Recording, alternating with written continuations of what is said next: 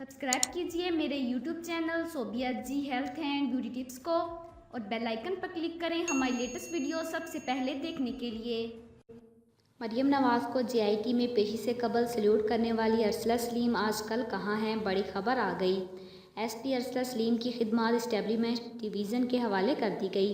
Arsala Salim special branch में तैनात थी।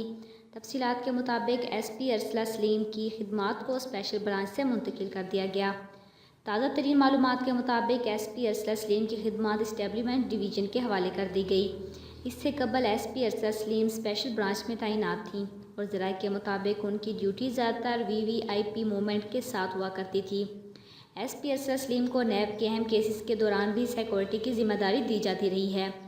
बिलखुसूस बड़े मुकदमात के दौरान नैब अदालत जुडिशल कम्प्लेक्स की जिम्मेदारी भी अरसला सलीम के कांधों पर थी। ताहम अब उनकी खिदमात को स्पेशल ब्रांच से मुंतकिल करके स्पेशलमेंट डिवीज़न के हवाले कर दिया गया। वहाँ उनको क्या अहम जिम्मेदारी दी जाएगी, इसके हवाले से फ़ैसला होना भी बाकी है।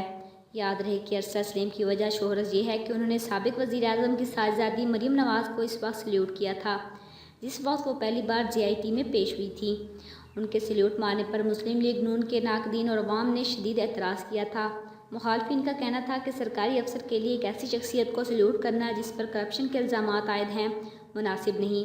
इस हवाले से अरसला सलीम को तहरीक इंसाफ की नौजवान खातून रहनुमा और वकील आमना अली की जानिब कानूनी नोटिस भी भिजवाया गया था।